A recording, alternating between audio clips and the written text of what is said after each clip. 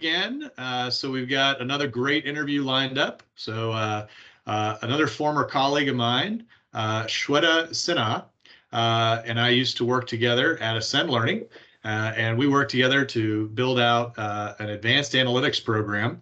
And she was actually the first true data scientist that I ever really came to know and got an opportunity to work with. And we did some really great stuff in the world of prediction and modeling around prediction. And when I say we, I really mean she. I kind of gave a few ideas and a few thoughts on what we could do with it in the market, and really she did all the technical and hard work here. And even since we've done those projects, she's doing a lot of really interesting stuff, across the board. And she has a really deep data science and just data analytics background as well. So thank you for joining us, Sweta. Really excited to talk with you here for the next 45 minutes. Thank you, Nate. Thank you for calling me here. Yeah, Glad to be here. Great. So maybe you might talk a little bit about your current role and what you're working on today. All right. So I'll start with my introduction here. I'm Sweta Sinha. As Nate mentioned, I'm Director of Data Science at Ascend Learning. And Ascend Learning is a healthcare edtech company which is with one headquarter at Leeward. So Nate and I worked together for quite some time, and I was at that point of time, I was with ATI Testing, which is one of the business unit from Ascend. And I was in the product with the product team. And I will say that being in a product role in the product with the product team within the organization helped me a lot in terms of understanding the need of the product itself, understanding the consumer needs. So right now, I'm that background has helped really a lot in terms of integrating this technical skill set with actually what consumer wants. And I have taken that skill set to now I'm leading the at the Ascend level, I'm leading the data science practices.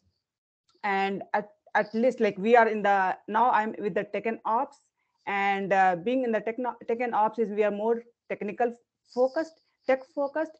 However, my first, my background experience with the product team itself has helped me always understand, keep the customer in the mind first. And that has helped me a lot in terms of what we are recommending out of the data science products when we are done with the development of the data science product.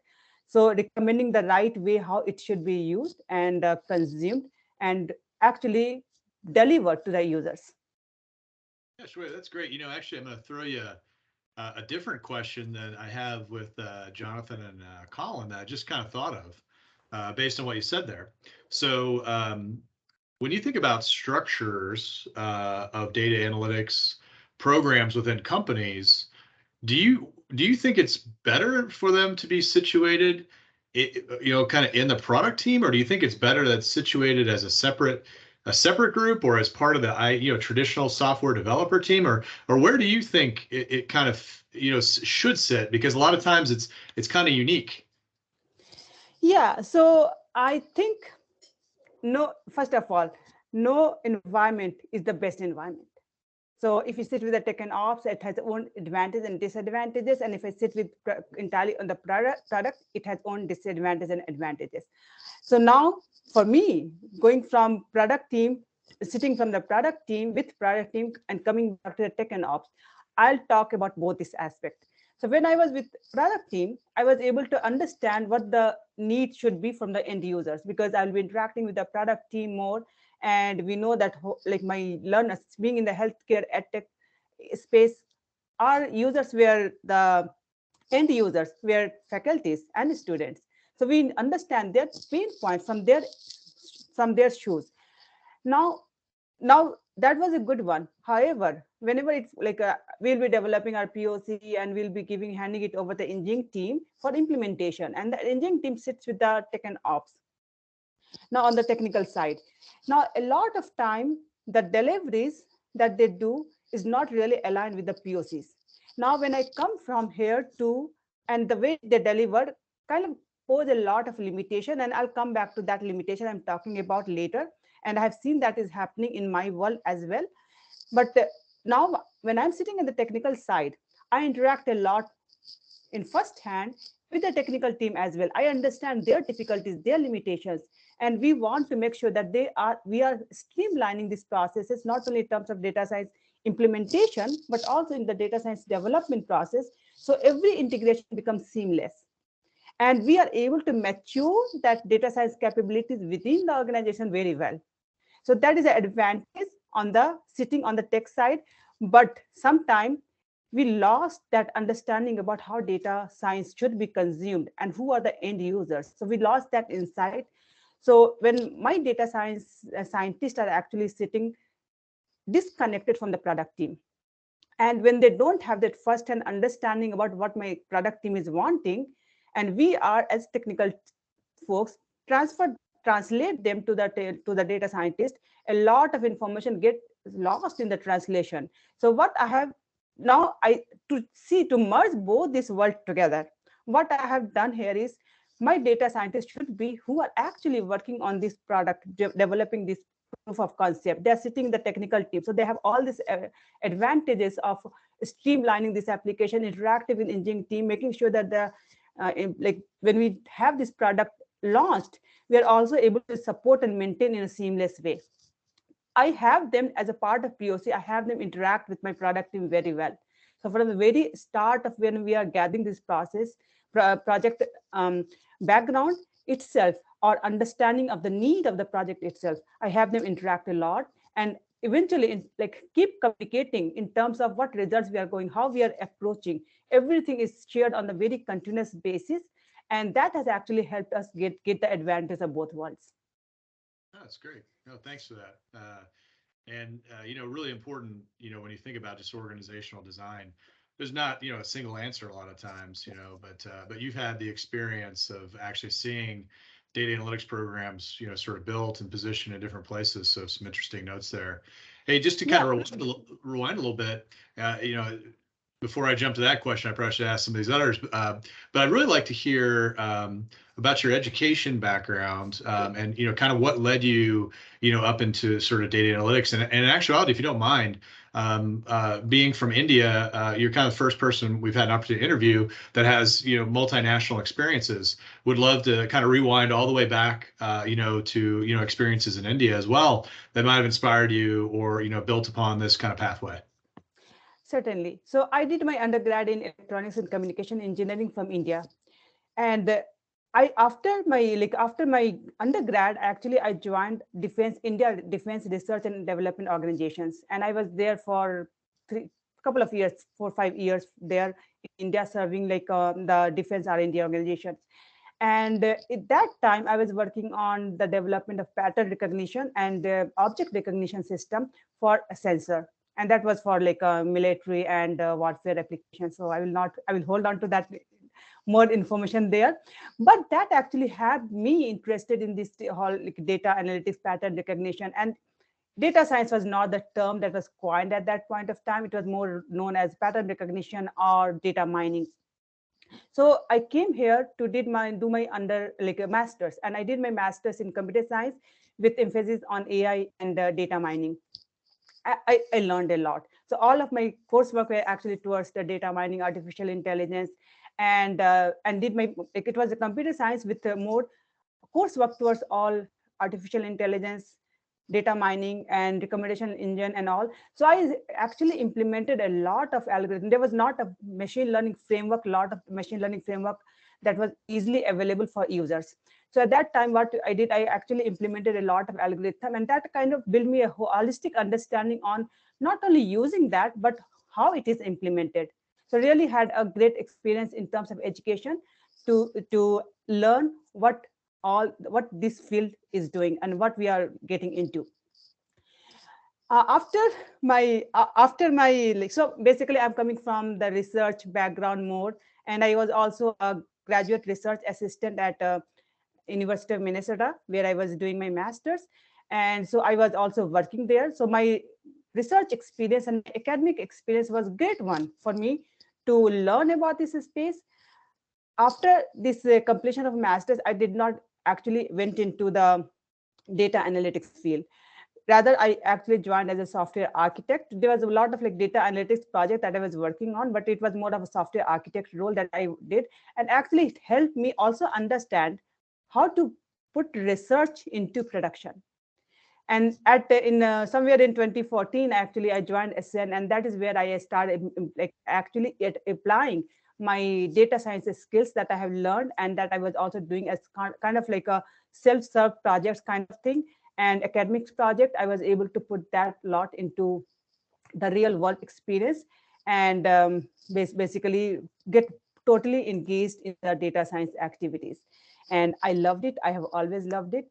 So I think, apart from my academics background, my like transition from the career transition from research, academic, industry, IT, it all helped me actually be not only be a good data scientist, I'll say, but actually helped me bringing the product, data science product, to the end users. And if you see that a lot of data science, like data science POC, proof of concept level, they do not get into production. If you start looking into the industry, like Gartner's report, you'll see that many of the projects, 50-60% of the project actually fails to see the production.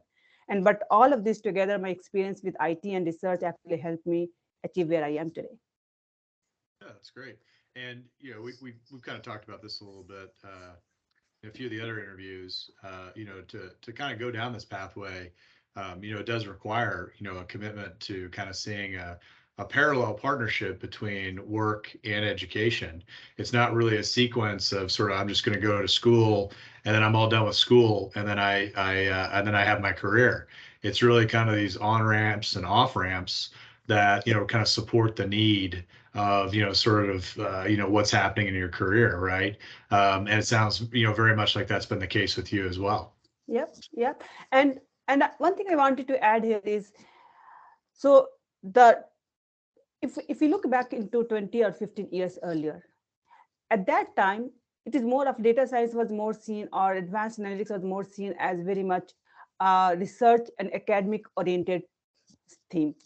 However, as it came into this mainstream, now there are more, and it was more difficult for everyone to learn because it will be very much heavily code focused, and that will be specific or Python focused, a language focused. Like my early days when I actually implemented my algorithm, it was done in the C++ or Java. So those are like really required a very much knowledge, good knowledge of software development or programming languages to be able to really implement those. There were not much of like machine learning frameworks available.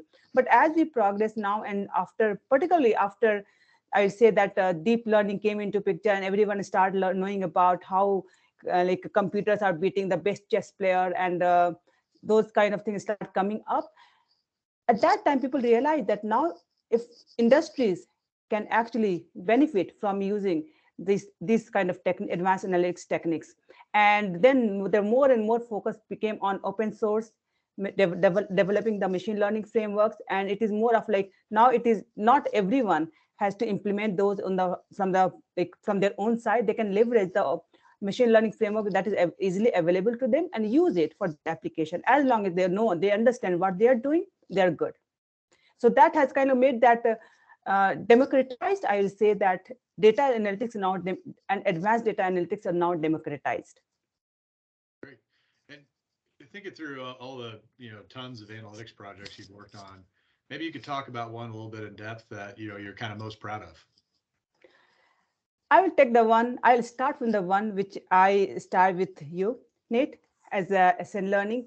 And we did actually, it is a learner's outcome space. Since SN actually work in the healthcare, like edtech space.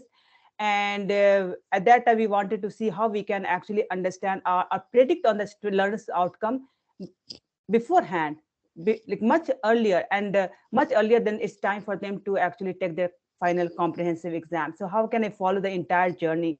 So we worked on creating a ATI Pulse, which is a predictive model for predicting the performance on the final exam, understanding the risk of their understanding their preparedness. I'll not say this, understanding the preparedness of each individual on their final comprehensive exam. And that was the first product that we had done in 2015. And from that, several versions of that product went in. And we actually went from like when we were doing that enhancement, we actually did take to the next level as well, where we actually start giving the more predictions in terms of individual subject areas on the comprehensive exam. And then the next step we took it to actually not only that was only prediction. However, there was no understanding at that point of time what a student should be doing to actually increase their chance of success. And so I will say that we also worked on a recommendation engine, and that recommendation engine is actually helps them understand what should be the next best action or next best activity the student should be performing to be able to increase their chance of success.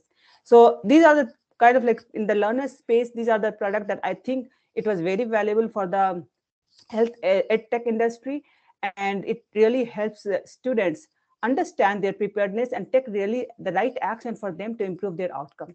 So a continuous learning, continuous understanding, continuous learning, and it actually increases the engagement on their online content and also improve their performance. Great. Do you think it's important that people who are working on a data analytics project care about the data or care about the kind of the problem that they're being tasked to solve? Great question. And I think they should equally care about the problem they are tasked with and more care about the data they're using. And there's a lot of things about going on into the space of ethical AI or responsible AI that also goes back to not only that the need, but also how to meet those needs in a more responsible and ethical way. If I'm if I'm developing a model that helps users make decision, or the model is making decision for them, have I considered the entire population that who will be using that model? So those kind of things is a representation of the entire population. I think that is very critical. We can give something to end users, not telling them that it is only suitable for a particular segment of users. So it will be used in a way that we don't intend to be used.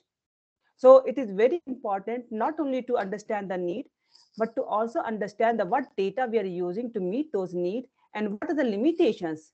Not only tell about what it can do, but also tell about what it cannot do.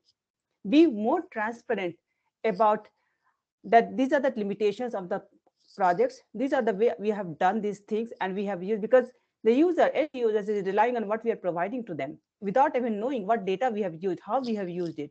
So it onus is on all of us, not only on the data scientist, but as an organization, the onus is on everyone to make sure that my end users who are the consumer of those data products understand that these are the things that were taken into consideration while developing the model, and that is how you can use it, because there are some there's some outcome that is desired, and there are some consequences of this output which is unintended consequences. So we have to be very sure that it is not used in a way which could be unintended consequences. Sure. Yeah, there's kind of two pieces there I'd like to kind of explore a little bit more. Artificial intelligence being, something a lot of people kind of hear about in the news. There's a lot of things that people think about this.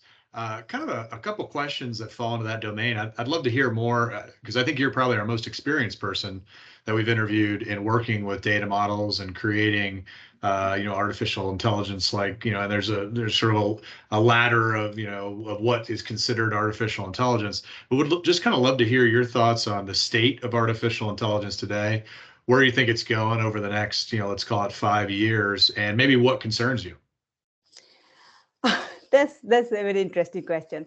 So I have seen that, just to say what is artificial intelligence. So artificial intelligence encompasses the machine learning, a rule-based system, optimizers, or even machine learning, which is more about using data to be able to create and learn the pattern and get information out of that pattern and predict the future.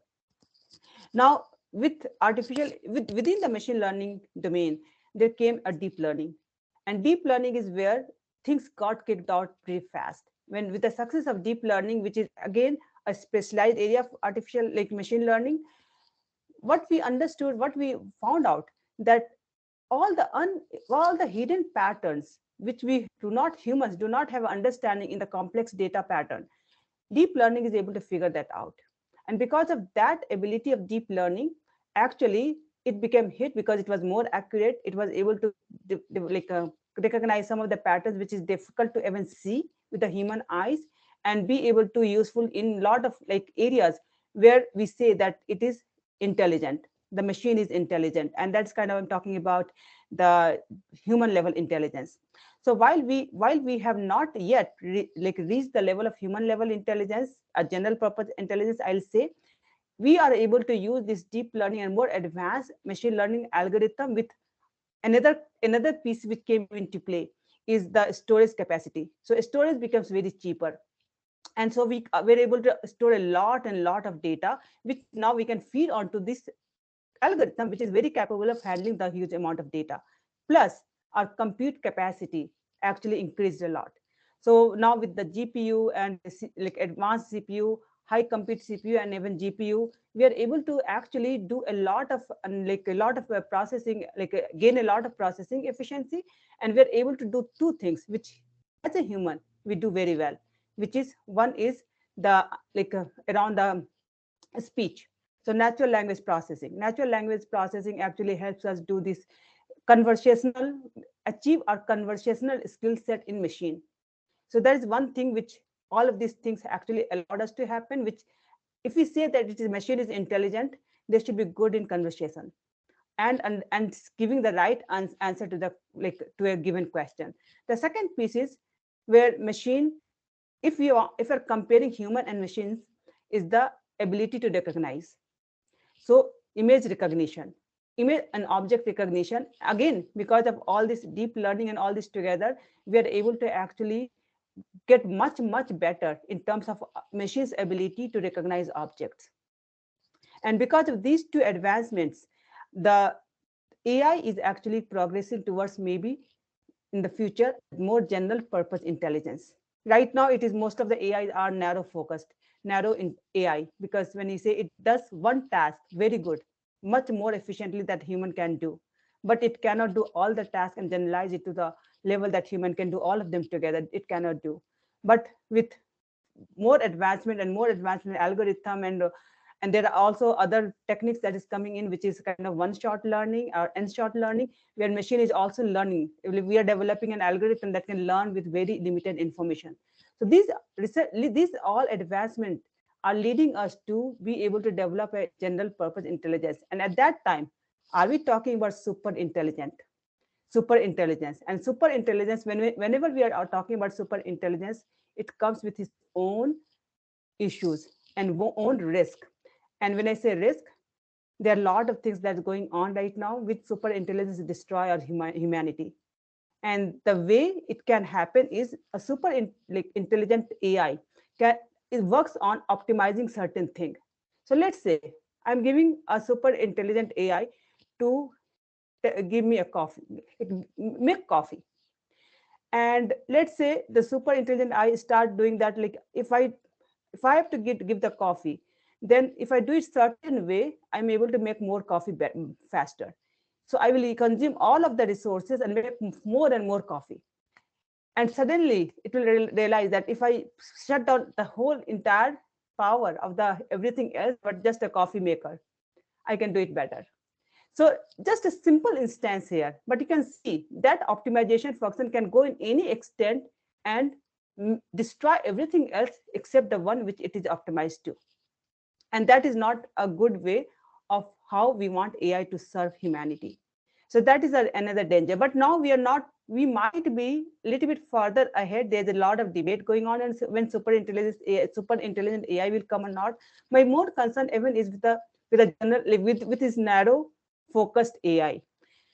What I'm seeing here is this. Now we are being served recommendations everywhere. If you watch Netflix, you'll be getting only those recommendations which is tied to your previous interest, or someone who is just looking like you. Now looking like you is more very dangerous, because I might not have I might be living in a percepted reality. I might not have the right view of the entire world. So I'm finally more tuned by where I am, in what condition I am, and only serve in the reality which is on that environment. So I see that it's a great risk for us, that we might be only our learning, our own human learning capacity will reduce a lot. And that is something that I'm like it is one of the danger zone. We might be using it for so many like a good application, but this is something a danger zone that we have to be very reliant on. I see that even now kids are very much hooked to the Instagram and all these things, and we keep hearing about that Instagram only keeps sending them the like content which they see that it's maybe more liked by that student in their state of mind. So the world is shrinking for them. I think what a really interesting example in the kind of coffee maker concept, right? I mean, it's kind of a little bit of a perceptibly like harmless example, but if you migrate that over to a bunch of other environments, beyond just consuming all the energy to keep making lots of coffee, you could see where there's just a lot of just dangerous pathways there, which is kind of an interesting intersection when you think about the application of ethics to a lot of data analytics programs and prediction and artificial intelligence. You started to bring up some stuff with Instagram and recommendation engines. Maybe you could talk about, sort of how you see the state of, ethics around data analytics and some of these initiatives, and where do you think it's going? Um, I think we have a lot of concerns with we are not handling ethic part on our data product very well, and we keep hearing something from like big companies like Meta or Google, something was like the Google that ethic AI ethic when someone like their Google AI engineer talked about ethics and those kind of things, that person was fired. Then we keep hearing about from Meta that they are actually like spoiling the mind of like younger generation by serving them the content which are not appropriate. So ethic was not very much into even this arena so far. However, with all of these things going on right now, a lot of organizations have started to think about ethical responsibility, and there's a lot of focus around turning towards making sure that we are also not only thinking about developing a data product, we are also talking about developing a data product in an ethical, responsible way. We have seen a lot of cases where I will take an example of Amazon. And at Amazon is, I will say it is one of the leader in terms of having this like huge repository of data that they can leverage to do a lot of data analytics around it. And in somewhere in 2014, they actually created they have for their chart support, they actually created a talent credit um, candidate scoring for for their new employees. So whenever a candidate apply, they'll say this score it for that particular role, whether they are fit for that role or not. So that was a screening process. So on that screening process, was further realized that for the technical role, they were not they were screening out everyone who were female. And the reason why it was happening now, like female and like male, there are like a lot of students who are doing the technical, who are actually learning technical skills either through the academic program or through the experience. But why none of this female was not right for them?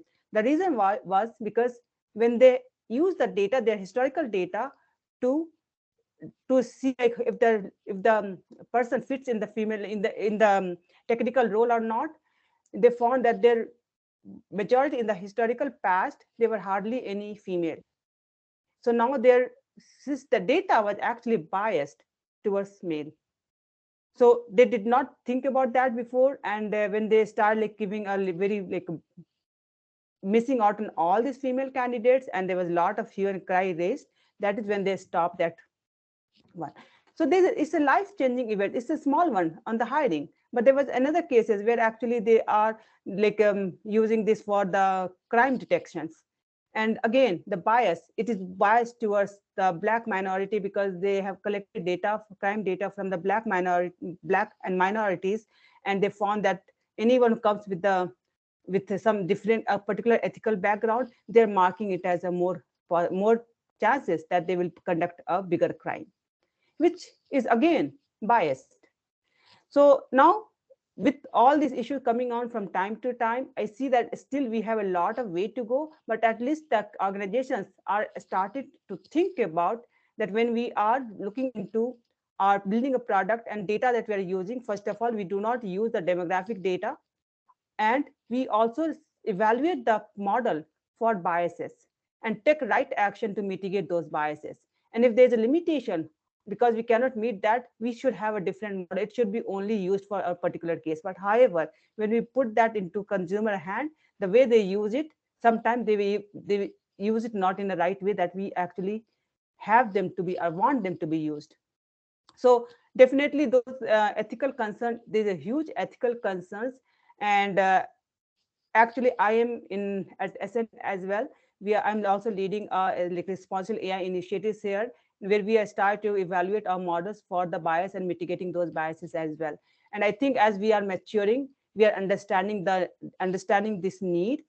The organizations are getting better in making sure that the AI governance is in place to be able to make sure that the models or data products are actually delivered in more ethical and unbiased way and are more trustworthy. And Shweta, could you maybe highlight a few examples or pillars of what it means to have responsible AI initiatives? Yeah, so if you look into responsible AI, there are the main pillars here. First one is making sure that the model are designed with human in mind. So when I say human centric approach, because the humans who are the one who are actually impacted. So we have to make sure that the consumers are humans, the decision that we are throwing at them will be used and impacting our human lives and humans. So human centering my approach should be the first way to think about. So basically consumers, who are my users, we should be keeping into mind that thing. And then the second piece is we need to decide the impact of the AI product.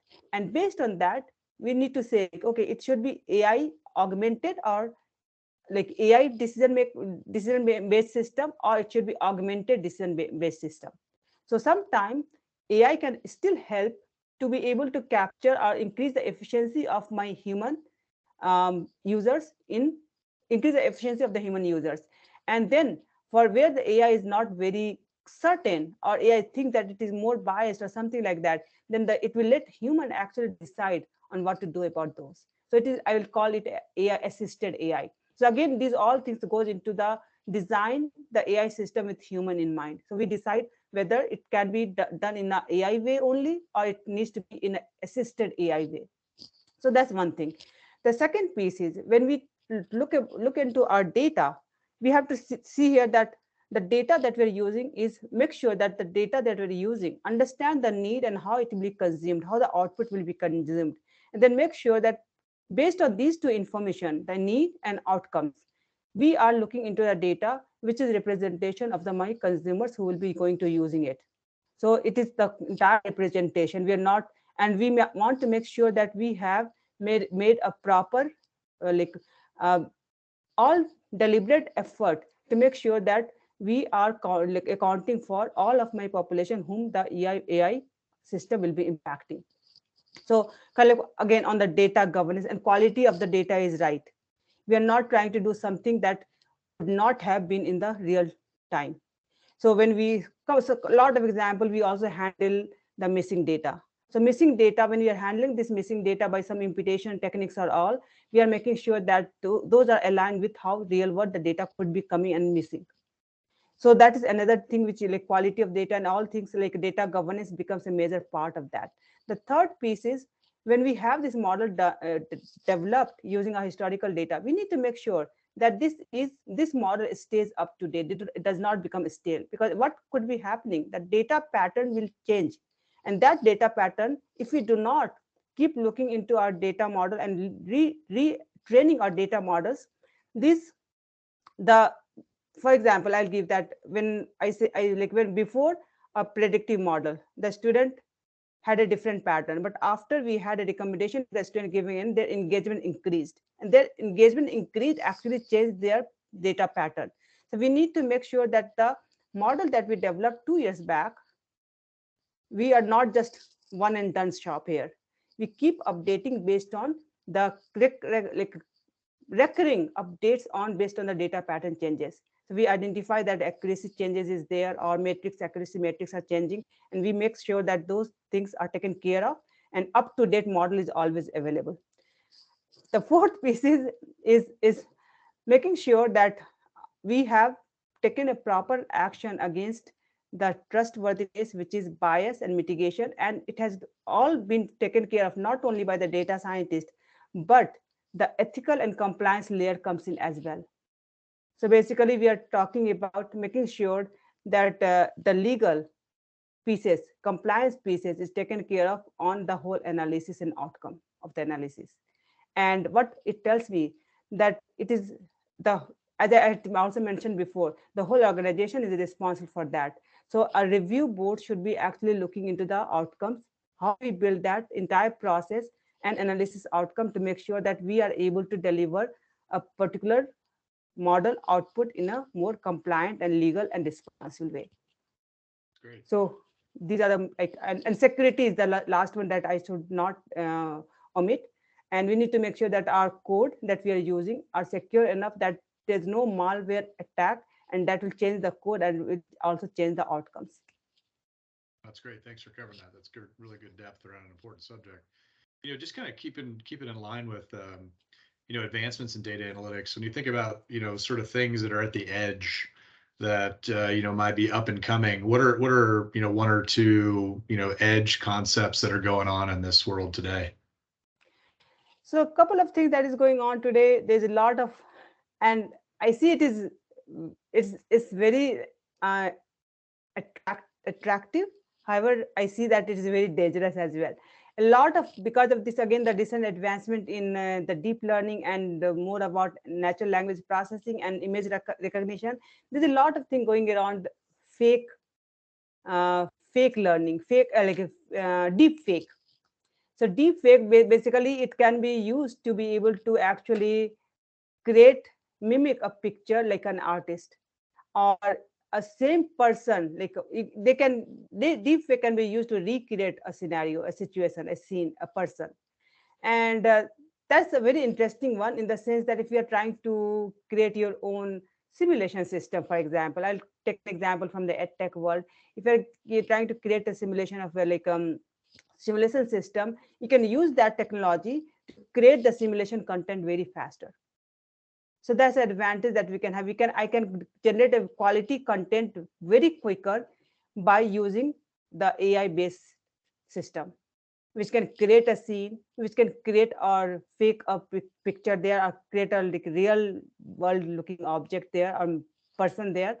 However, it will become very dangerous, because there could be, we have lost the sense of fake or reality, fakeness or reality, because it can be also used to recreate a or compromise someone in a difficult situation. For example, it can be used to say, like, yeah, someone is trying to put a crime charges. It can be used to show that this person was actually doing the crime when it was not. So it becomes very difficult for us, the all traditional way of our ability to understand what is reality, that understanding is now becoming more difficult, in the sense that every time we have to do a mind shift changes here, that every time when evidence is given to us, we need to authenticate those evidences. So we have to have a mind shift changes, so we can actually take advantage of this technology in our general area, and still be able to safeguard where it can be misused. That's great. That's great. Real world example of stuff that you've seen even the last, three some odd years, starting to pop up, whether it's in the realm of entertainment or politics, or, it's an interesting, that's an interesting one thrown out there around crime. That's a really interesting one. Maybe to take it just a little bit different direction here with some of the time we have left, I'd love to hear a little bit around, sort of your philosophy around leadership, here in the world of data analytics and leading other people. I would love to hear, what that's like, and what you think are important components of that. Yeah, so I think my leadership style is a little bit, what I want is, I also work to build leaders. So when I say I also work to build leaders, so when my leadership philosophy is that, first of all, understand the importance and understand the limitations, and understand how how the organization works, and basically help be a thought leader to be able to advance the analytics initiatives to onto the roadmap of the organization. So that is one thing that I'm responsible for. And as part of like being on the as being the leader on the data science side, I want to make sure that I'm able to also mature these capabilities of data science, because data science is costlier in compared to the other one. So how can we achieve a more cost effective outcomes on the data science products? And some of these things can be done by actually advancing our data science capabilities and competencies. So that is another focus area, and that goal aligns with the developing a center of excellence, AI center of excellence. And that is one of the initiatives that I also handle very seriously in terms of maturing our capabilities to be able to handle and support in a most cost effective way for all of our organizations. And SN Learning is actually, like as we know, it's an umbrella company which has like lots, like 15, 17, 18 different business units. So our goal would be to support them in a more cost effective way. And a lot of like reusability, reusable components, data science as a service. So making sure that we are creating those kind of solutions, reusability, making sure that we are creating reusable components, those pieces are taken care of, and it becomes a part of the center of excellence itself. The second pieces are now handling the people here. Now, I want to make sure that they are also becoming a leader in the sense that they have their own accountability and I do not have to micromanage them. So it's something that I think from some of my good, I'll say some of my good supervisors, I'll account that to you as well, Nate, that I have learned that if you give them accountability, they will deliver you the best product, best outcome, and they feel that they are the one who are making decisions around it. And I take a back step there and see like, okay, I just really need to make sure that the product is developed in a more like the way it adheres to the standards of the center of excellence. And as long as it is there, I give them more flexibility around what they should be doing and how what should be they doing. It's not me who's telling them what to do. I get the best talent and they should tell me what we should do to be able to deliver the best product. So that is something that, and from this one I have seen that a lot of like great leaders is also emerging in my team, and they are actually, they feel they do not, they are very comfortable talking to my product team, talking to everyone else, spanning across and taking more accountability and more responsibility. So that is kind of like my leadership philosophy here. That's great. What do you think about sort of these students, right? So we got, a lot of freshmen, sophomore, they're a few years away from graduating and kind of going into the world. Some of them, hopefully will, decide to be in data analytics. If you think about hiring, people out of college, what are you looking for? Yeah, so great question. And actually we had a great experience with I think it was senior student here, and as an intern. And what I understand that when they come back with the one of the things which I usually do is making sure that we project that data science is a team sport. And when I say team sport, it's not only the cross team, but also collaborating within team. And actually, when a fresher or this like the ones who are fresh out of college comes to me, having a back support from other senior team members actually helps them develop confidence more like faster. And that's one thing. A second thing is having a template around how we should be approaching this data science methodology, data science process and development. Also help them give us something to start on and start developing on top of that. So these are some of the things that actually helps the junior team members get on board and start delivering much faster. They become more confident, and I think the confidence is one of the things that must, I would say that that is a must needed in like environment that they need to be in to be able to really say something or do something with more with a better outcome. So on the skill set side, so this is something that like I say that if they are, we are, if I'm hiring, and one of the another thing which I've realized that being like providing them with the reusable templates or more like help them get to the speed faster. And also we also use a lot of like automated solution. And for example, we have automated ML solution which is driverless AI, and which helps us get a very much hyper parameter optimized models very quickly without doing writing a whole lot of codes. So it's like more of a self serve self-serve tools that will, as long as we understand what are the implications on this income, this analysis outcome, we understand that it makes the process much faster and easier even for newcomers to build up and then review with the senior team members.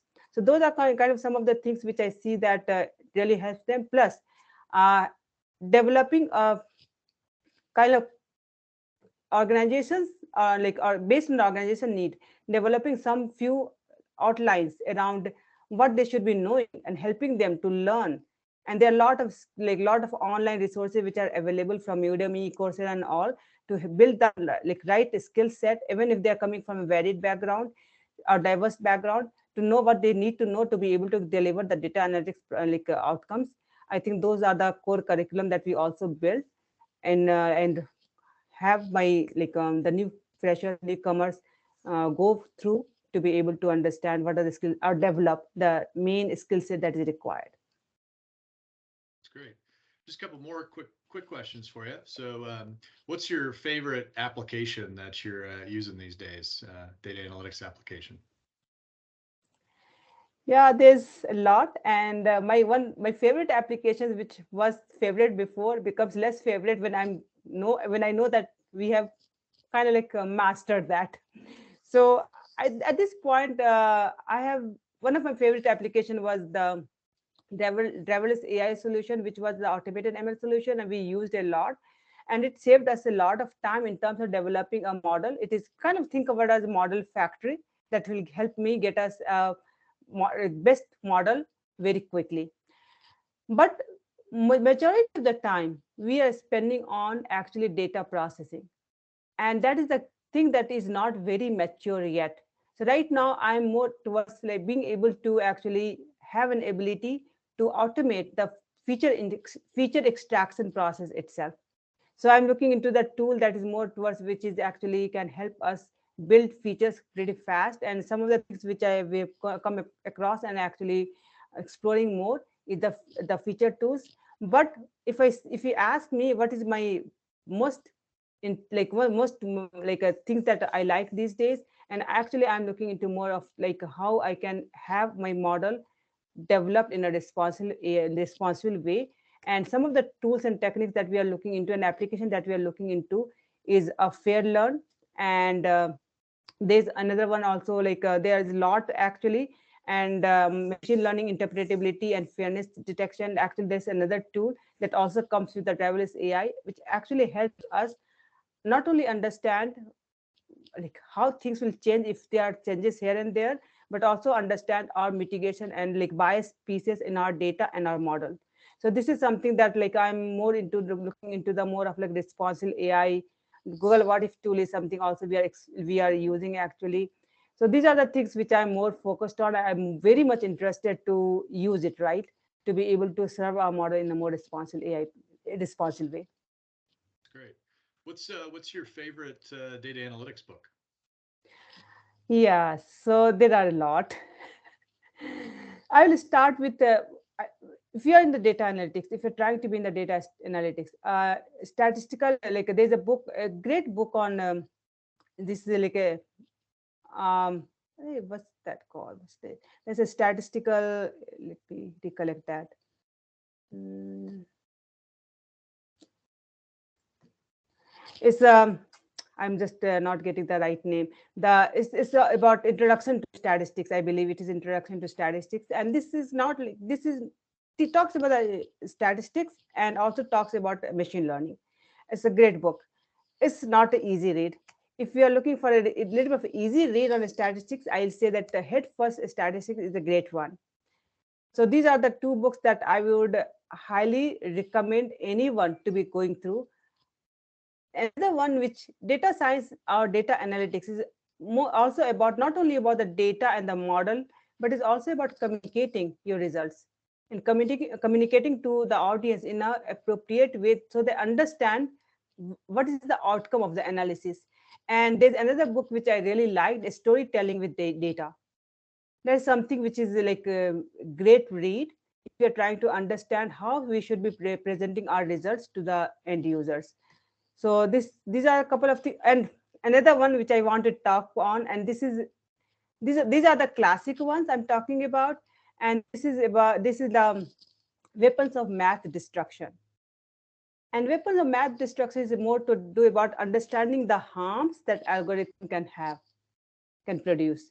So this is something that you're not building up the concept around data analytics, but you should also understand the danger of doing the analysis wrong. So definitely these are the few books that I will highly recommend here. So I'm just trying to see if I can find, yeah, this is Introduction to Statistical Learning. The first one which I talked about is Introduction to Statistical Learning. This is a great resource to start with. Shweta, any final or parting thoughts for the students?